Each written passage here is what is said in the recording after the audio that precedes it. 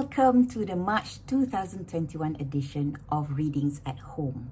Well, it's been a whole year that we've been dealing with the pandemic, and what's been keeping us sane but for all the arts that has been put together by everyone all around the world. And that's not to forget readings, which has been going on for over a decade and a half, curated by Sharon Bakar. And to top it off, during the MCO, even though we couldn't gather together, we've had videos brought to you every month for the past year. That's right, courtesy of producer Param. Let me get this right, Paramanandam Arulanandam. I hope I got that right. Thank you so much for putting all these videos together. So, without further ado, I'm your host, Tina Isaacs. I'm a writer who mostly does short story writing in speculative fiction and literary genre. So, I have brought to you together as your host 5 authors from all over the world actually. We have 5 Malaysian authors, 2 of which are based overseas and 3 based in Malaysia. Who do you have to look forward to? So first of all, we're going to bring to you Terence Toe, who's going to read an excerpt from his novel Toyals Are Us, that won the first Fiksi Novo Malaysian Novel Competition, which is due to be released in May. Wow, you're going to get a sneak preview.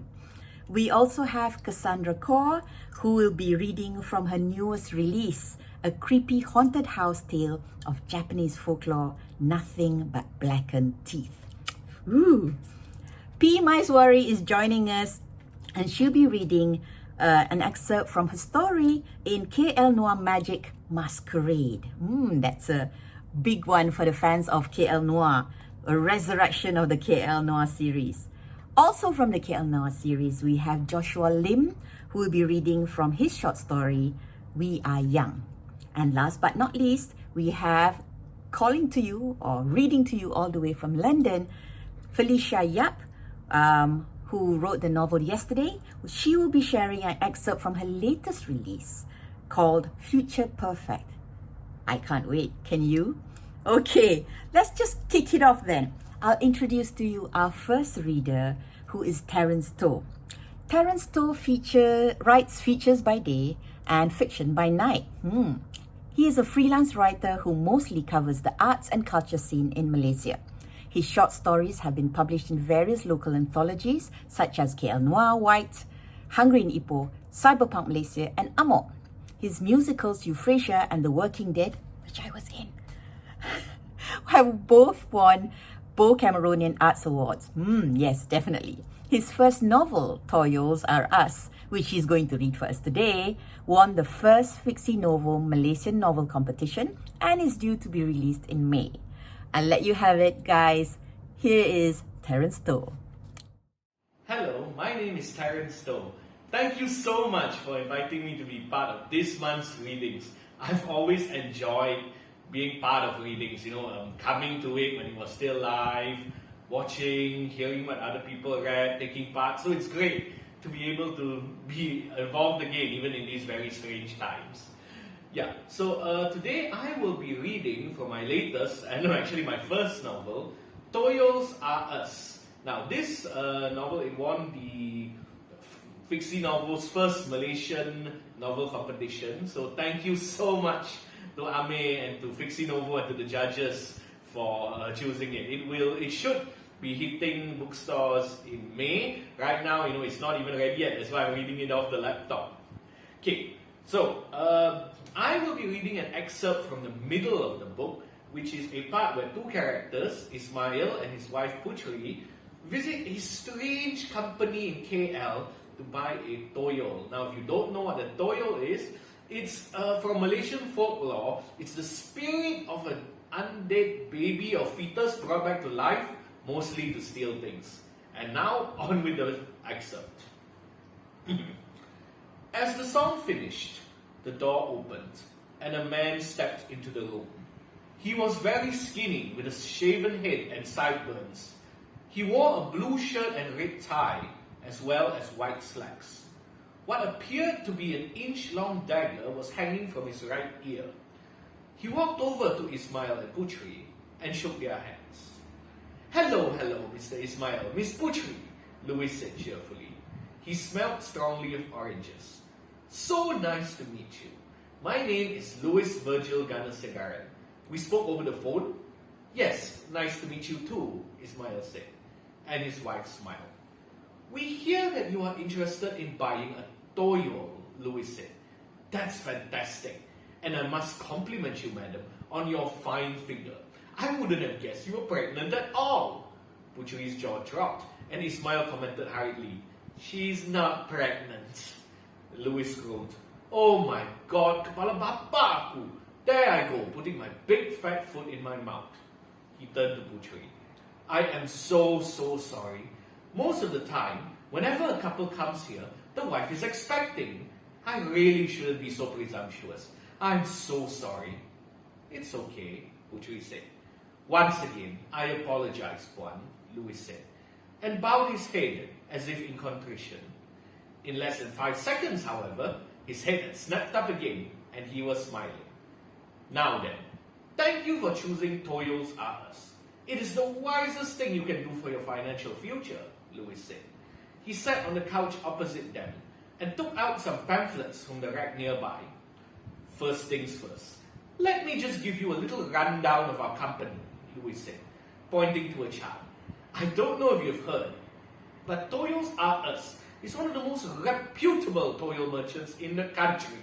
The toyo trade, as you might know, has rich historical precedents. It goes all the way back to the Sultanate of Johor in the 16th century. There are records of toyo trading with the Dutch East India Company. And today, our company is carrying on this fine tradition. Louis paused as if he inspected laughter. However, none came from Ismail or Putri. We have branches in 3 states. Each branch conducts its business underground and as professionally as you could hope for. So don't worry, sir, madam, you're in the right hands. He bowed his head again. Also, we are sorry about all this trouble finding us. All these are part of regulations, but it also helps us. Toyos, you see, have a bit of a bad reputation. Many people only associate us with stealing, which is not the case. So whenever anything goes missing in the area, we are the first ones to be blamed. People come after us with torches and pitchforks. That's why we can't display ourselves publicly. I see, Ismail said. So, can we get a toyo? Whoa, jumping right in, are we? Louis laughed. I like you, sir. Straight to the point. First, you have to fill in all these documents. He headed to the desk and pulled out some crisp new forms. These are all about preferences and so on. Help us get the right product for you. So, if you don't mind, can I ask you some questions? Ismail and Putri nodded. Excellent. First off, Louis now sounded a little more serious. You do know what a toyo is, right? Isn't that the ghost that flies around and eats people? Around the banana trees? Putri asked. Louis shook his head. No, madam, that is the Pontiana. And we don't deal with those here. Although, come to think about it, you may have given me my next business idea. I know what a toyo is, Ismail said. He had heard stories about this little creature since he had been a child. His late grandmother had always blamed one whenever one of her karongsang or a bit of her money ended up missing. Although, Ismail had to admit, it was usually him or Harun who was responsible. Well, even if you don't, there's a detailed explanation on the form. Make sure you read it, Louis said. I warn you, some of the photos are quite gross. He cleared his throat. Now I have to ask you, you do know that the toyo is the reanimated form of a dead fetus? Yes, the couple said. You do know that it takes black magic to bring one to life? Yes. And you do know that using one is against most religions, especially Islam and Christianity? There was a pause for a while before the couple said yes. Ismail was a bit more hesitant than Putri. And by the way, Louis went on, I am legally bound to warn you there are legal penalties if you use a toyo for criminal means. Illegal use of a toyo can be prosecuted with blah blah blah. It's all written in the form. You can read it for yourselves. Knowing all this, you still want to go ahead? Again, the couple was silent for a while. Finally, Putri spoke up. Will it get us more money? Yes. Confirm? She asked. Yes, that we can guarantee. Then sign me up, Putri said. She nudged Ismail hard in the ribs and he too said yes. Louis screamed. Excellent. I like you both. A couple after my own heart. And I guess that's my excerpt for today. If you want to hear more, do check out Toyos Are Us, the novel, when it comes out in shops, most likely in May. Thanks and have a great month, everybody! Thanks so much, Terence. Well, what do you expect? He's the king of puns. Of course, he'll have the weirdest Toyo stories for you, right? Anyway, coming up next is something from Cassandra Cole. Alright, Cassandra Cole is an award-winning game writer whose fiction has been nominated for several awards. Her short stories can be found in FNSF, Tor.com, and the year's best science fiction and fantasy. Today, she'll be reading from her newest release, a creepy haunted house tale of Japanese folklore, Nothing But Blackened Teeth. Here it is. Hello, this is Cassandra Cole. I am really happy to be reading an excerpt from my upcoming novella, Nothing But Blackened Teeth, readings. Anyway, my vision gyred, one way and then another. I drunk too much. I didn't care. I swayed upright onto my feet, bracing against a shelf. No, I'm okay. I've got a story. Blow the rest of your shit out of the water. I don't know. Vi says one about his ex's uncle is pretty good. Makes me never want to go back, said Lynn. Shh. I pushed a finger to Lynn's mouth. Shadows frescoed the corners of the room, elongated its angles, bent them into nightmare bodies. Bowels soured the back of my throat, and I swallowed against the coming hangover. I was sick of this, sick of everything. Shh. The world swung. Sit down. You gonna tell me to go fetch next? Jesus. Fias got up, grabbed a water bottle, tipped his neck at me. You're a drunk cat. Sit down before I make a fool of myself. He didn't mean it like that. No break between Fias fucking up and Nadia stepping to the plate. Cause and effect. The two synthesized into one perfect choreography. I hated him for that. This wasn't how any of it was supposed to go. I've known Fias. I strangled the rest of the sentence and sat down again. A knot of acid sizzling just under where my ribs forked from my sternum, like chapel doors or a wishbone. I've known Fias since before the thought of fucking him was a wet spot in your crotch. I gulped down vomit, 2 fingers bolted over my lips. Just let me tell my story. Philip exhaled. Christ. Fine, Nadia said, while Fias continued standing, looking like he had at least another paragraph left to recite. But he gave in, stroking his fingers through Nadia's dark hair as he lowered himself beside her, knees bumping. He wouldn't compromise on hydration, however, wouldn't stop bobbing the bottle in my direction until I snatched the container and took a swig. The water went down like a swallow of light. Okay, let's do this. Once upon a time. You know how poets say sometimes that it feels like the whole world is listening? It was just like that. Except with a house instead of an auditorium of academics, collars, starch, textbooks like scriptures, each chapter color-coded by importance.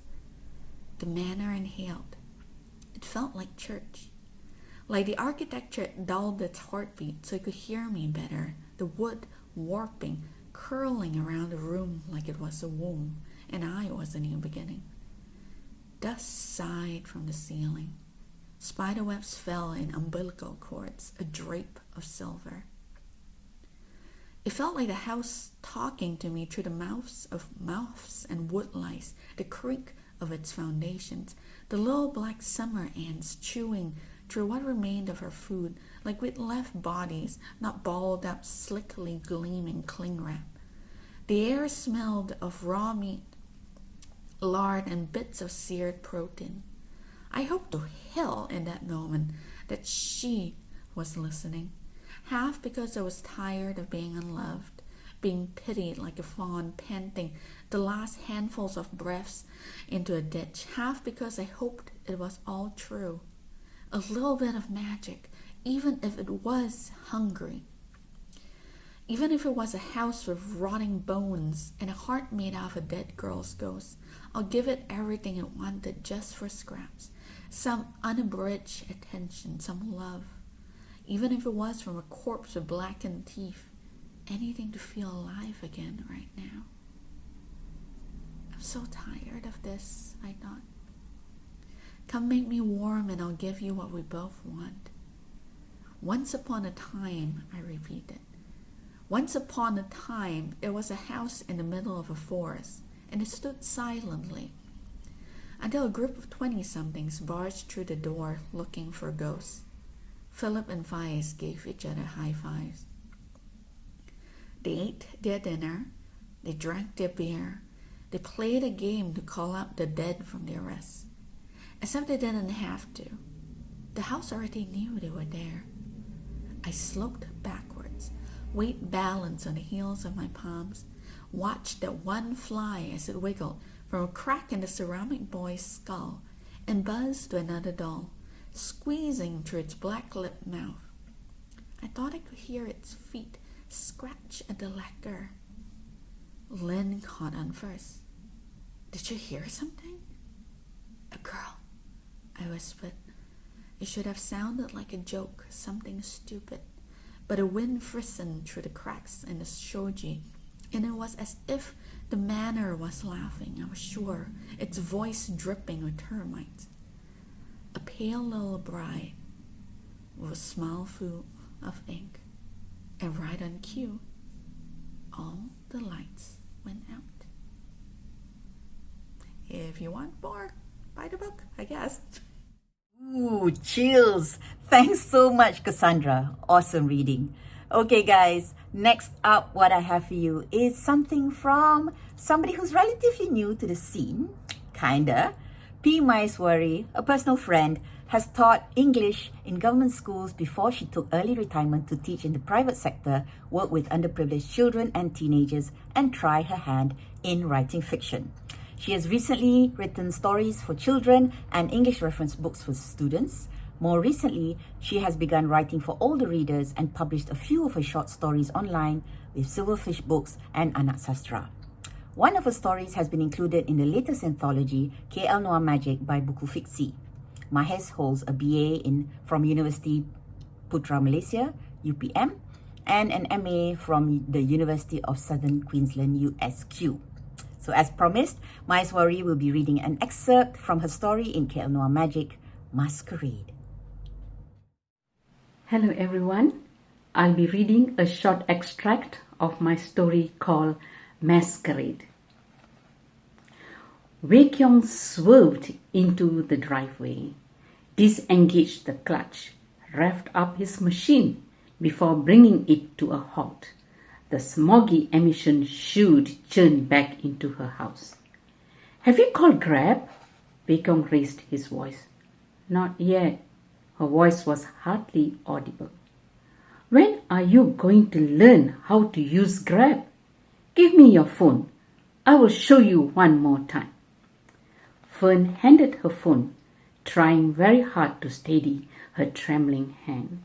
You type here where you want to go. He raised his voice several decimals higher as he poked at the touch screen. Then type here your location. Then wait for your driver to confirm that he is coming. The face of the driver and number plate can be seen in your phone. Can you try yourself or not? Can. I will try later. Fern mumbled as she wore her huge tinted glasses. Later, later, later. This is what I hear every month. The irate nephew and subdued aunt were quiet for 10 minutes. And then a brand new Honda Jazz pulled up beside them. Going to Maybank in Jalan Ma'ruf, right?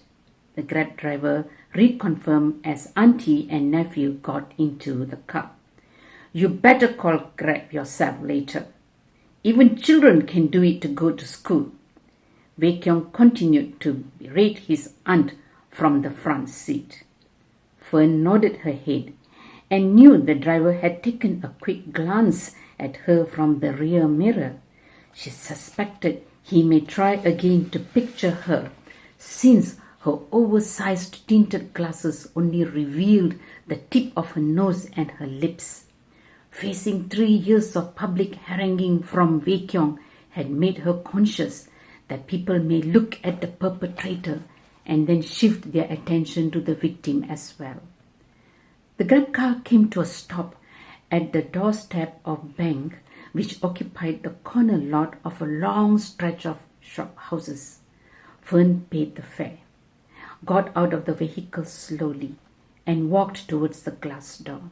She turned back to see the driver maneuver his car along the street narrowed by double-parked cars of varied models and sizes.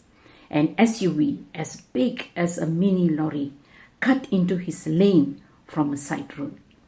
The Grab driver blasted his horn to avert a collision. "Don't stop lah, walk faster. There is no accident to see. You are getting slower every month. One day I'm going to push you inside," Wei Kiong threatened her.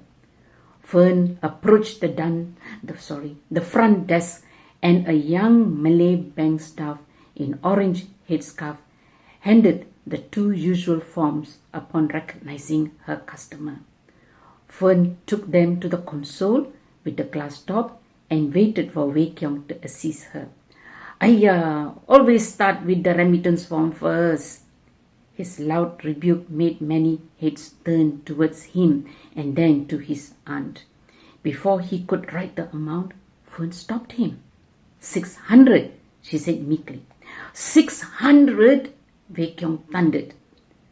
She bent her head low to further conceal her face from shocked and eavesdropping customers. "Why on earth the extra 100 ringgit this time?" he interrogated. "You sent your good-for-nothing son to Australia to study.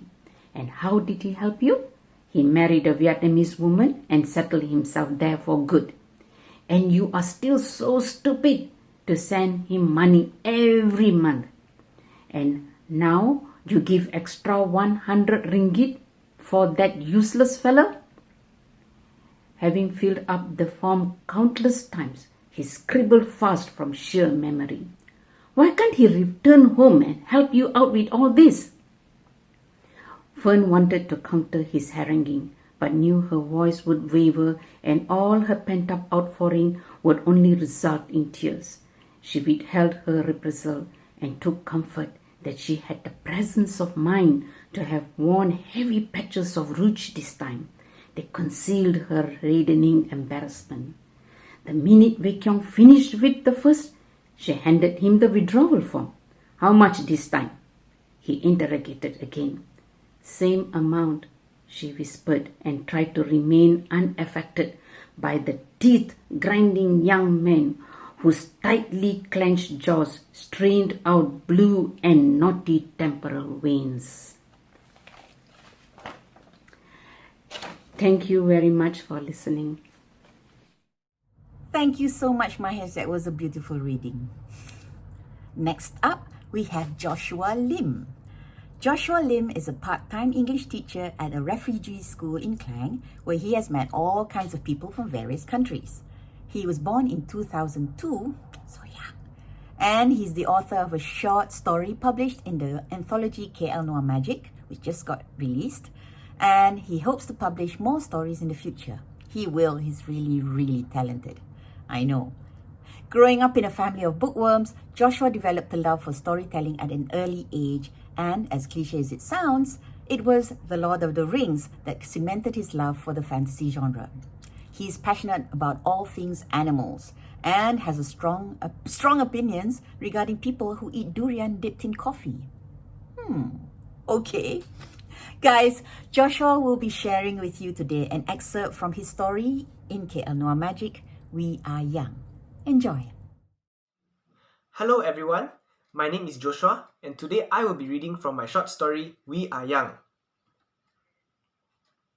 None of us can recognize the pinkish powder in the small plastic bag sitting on the table. Kumar thinks it is cocaine, but Din disagrees. "What's this?" I ask. The dealer takes the cigarette out of his mouth. He is a skinny man whom we call Boss. No one remembers his real name. "A new drug from overseas," Boss croaks, taking a puff between phrases. "Let me tell you, it's damn strong. You take this, you will feel like you can fly over the clouds. It will make you feel like Superman. You want to get really high? Try it." I don't really care what drug it is. In a glorified shit city like Kuala Lumpur that drains the life out of regular people like me, any boost is good. But Kumar pushes Eric aside and moves closer to Boss, eyeing the bag critically. He is the expert among us. "So we snort this like cocaine?" he asks. "Yes," Boss answers. "Remember, you will be high for the whole night, so if you want to take when the night is young, like now." Din is always practical. "Price how much?" 60 ringgit for 100 milligrams. "You're joking," I blurt out. "A solid high and it's that cheap?" I have been buying drugs from Boss for almost a year now, and I have never seen his prices drop below 100 ringgit for a reasonable load. "No, serious." We laugh. Boss laughs too. "I'm the only one who sells this in KL now," he says. "I will let you sample first. 100 milligrams is enough for 4 of you to sample. Do you want to try now or try next time?" "Of course now," cries Kumar. "If not, wait until next week to see you?" Boss chuckles and exhales smoke. "No need to wait," he says. "The night is young." He wasn't kidding. Imagine sitting quietly in a sports car, then suddenly going from 0 to 100 in a second, and everything is flying by and sparks go off in your brain, and the room around gets brighter and brighter, then snap! And suddenly your eyes see clearer than before, and your body is growing stronger, and your friends are laughing, and everything feels amazing, and you jump to your feet and yell because it feels so good. How is it true? "It's great," I shout. "Hell, it's awesome!" Kumar and Dean grab the powder and cut it into lines and snort them. Boss is watching and smiles while plumes of smoke come out from his mouth. A few seconds is all it takes. "This is the best thing ever!" cries Kumar. "Tight, tight!" shouts Dean. "Feels like you can live forever, right?" says Boss. We laugh. Boss laughs too. His silver rings shine in the light. I notice his golden earring. I see the glowing skull patterns on his shirt. My eyes and my ears are sharper than ever. I hear him tapping on his knee with that cigarette between his fingers. I grasp at his hands, and I feel electricity run through my fingertips. "How long does this last?" "I told you, the whole night," says Boss. I barely register his words. "How much do you want? 1 gram? I fumble with my wallet. Right now we have money to spend on whatever we want. Booze, sex, drugs, as long as our bodies and our wallets can afford it. 1 gram, I say, and almost gasp for breath. My heartbeat is pounding, blood rushing, muscles clenching. 2 grams, shouts Dean. For the best effect, don't wait until the feeling fully wears off, says Boss.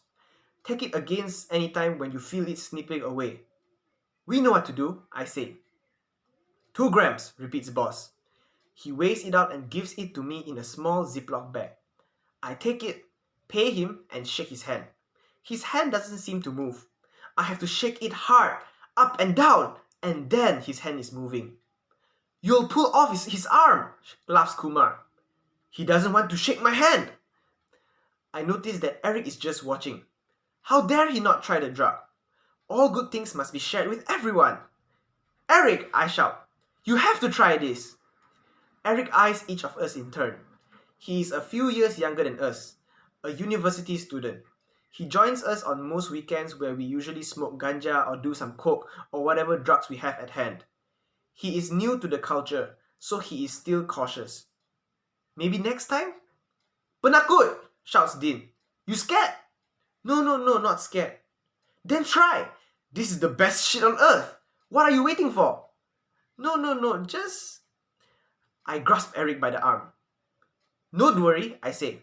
If you don't like it, you can stop. But right now you must try. A little bit is okay. You are what, 20 years old? Your liver or your kidney or whatever will wash it out of you by tomorrow. Give it a try. Thank you for listening. Well done, Joshua. Awesome reading. All right, guys. Next up, I bring to you Felicia Yap. Felicia Yap grew up in Cheras, Kuala Lumpur. She read biochemistry at the Imperial College London, followed by a doctorate in history and a half blue in competitive ballroom dancing at Cambridge University. She has been a radioactive cell biologist, a war historian, a university lecturer, a technology journalist, a theatre critic, a flea market trader, and a catwalk model. Felicia's debut thriller, Yesterday, has been translated into multiple languages around the world, including Malay, Semalam. Her second novel, Future Perfect, is a murder mystery set in a near future where computers will predict how we will live and when we will die. Wow. The book was released by Hatchet UK on the 18th of March 2021, just a few days ago.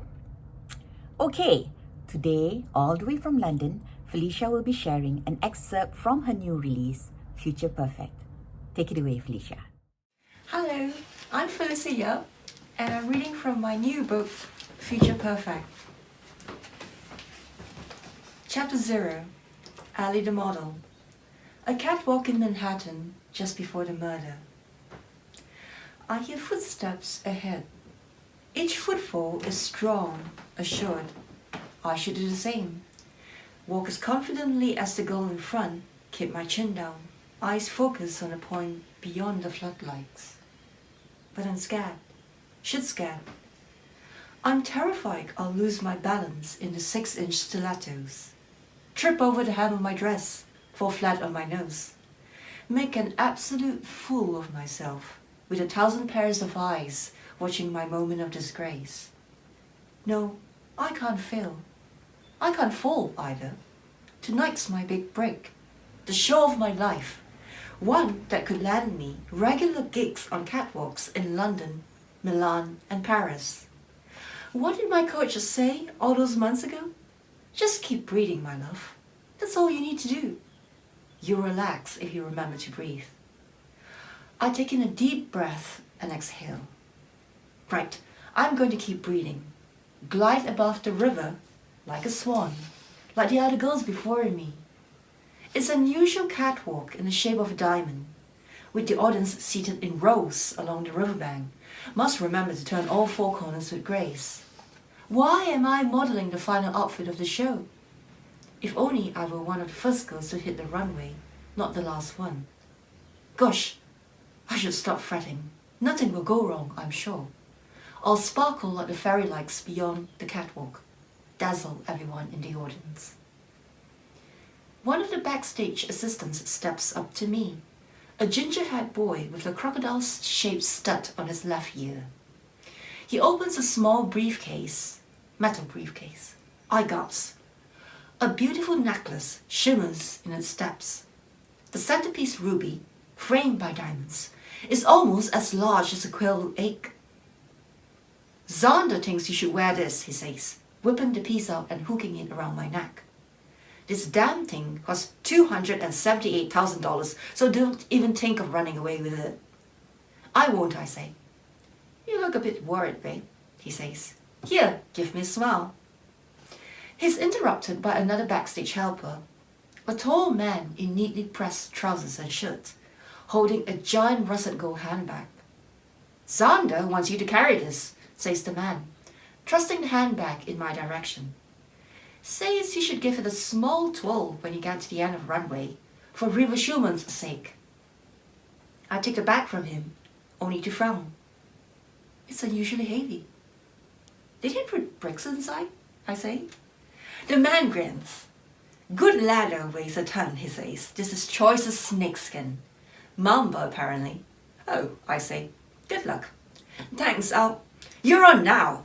A petite girl in neon pink and green spectacles rushes up, waving her clipboard at me in a frantic fluster. This way, please.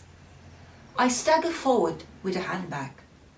I'm ushered to a small waiting area with black curtains, dazzling rays of light fanning beneath their billowing flows. The music and cheers from the audience sounds twice as loud in here. The band is really going for it tonight, even if they're an aging bunch of pop rockers. The red-haired model waiting in front of me is wearing an eye-popping scarlet outfit, one as sinuously slangy as mine. Her lips are twisted in a small, nervous pout. 5, 4, 3, 2, 1, a voice hisses. Move! The girl steps out into the lights in a soft rustle of fabric. 20 seconds, the same voice barks at me. I step up, still grimacing at the weight of the bag. Tick-tock. I jump. What on earth is that noise? I strain my eyes and ears, but I can only hear the lead singer belting into the microphone, followed by a cacophony of drum rolls and yet another giant roar of applause from the crowd. Did I imagine it? Was it part of the infectious tune blasting from the speakers? 10 seconds. I heard something, I say, turning blindly in the direction of the voice. It sounded weird. 5, 4, 3, 2, 1. Move! But I can't. I feel my chest constricting, something pinning me down. It's the leaden weight of fear. Tick-tock, tick-tock. Oh, God, says the voice. Move it, girl! Someone prods me hard on my right shoulder. I stumble forth through the curtains, onto the catwalk, and into a blinding pool of light. I blink, momentarily disorientated. A stream of red lights dissipates into the darkness ahead. On the left, almost like an airport landing strip. The lead singer is still crooning away into the microphone. The audience is erupting again in wild cheers. Yikes! 1,000 pairs of eyes are staring at me. Focus! A voice in my head screams. You've got to focus. Keep reading. I take a deep breath, pull my spine up and shoulders back, start gliding down the runway. Tick-tock. I halt for a couple of seconds, prompting a ripple of astonishment twitters from the crowd. Oh no, I'm losing it. I need to concentrate. Keep breathing, keep walking, keep pulling my head together, lips together in a sexy pout. I take another deep breath, step forward again. Tick-tock, tick-tock. Shit. I swear the sound isn't from the loudspeakers. I think it's coming from the bag I'm carrying. What the hell? Tick-tock, tick-tock. White-hot terror strikes my heart. I freeze. I hear alarm murmurs rippling through the audience. I should be moving forward, gliding serenely. But I can't. I'm reduced to a petrified statue, one draped in the color of fear. Two thoughts rush to my head in a dizzying blur. One, there's 1,000 people in this space and they're all going to die. Tick-tock, tick-tock, tick-tock. The second is this. I'm going to die too. Thank you so much for listening to my reading. I really hope you'll pick up a copy of Future Perfect and enjoy reading this book. Thank you. Bye. Thank you so much, Felicia. Excellent stuff, as always. So guys, that is our program for today. I hope you've enjoyed the 5 readers that I've put together for you for readings at home in March 2021. If you're interested in perhaps dabbling in writing yourself, so you might want to consider joining a fiction writing class. I'm actually running one, which I've put together and curated specifically for Malaysian writers.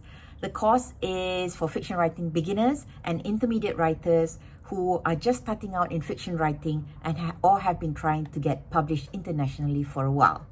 This fiction writing course is an intensive graduate level program for adults which spans 12 weeks, almost 3 months, yeah? We have 2 options, which is the face-to-face version. The next batch is starting in April to 17th, right? And we have an online version, which is actually ongoing right now, but we have another batch which will be beginning in May 2021. So if you're interested, give me a call on Facebook. Otherwise, this is me signing off. I'd like to say a big thank you to Sharon Bakar for inviting me to host this month, and also big thanks to Param for doing an excellent work of producing. All the best, guys. Wish you all the best. Stay safe. Bye-bye.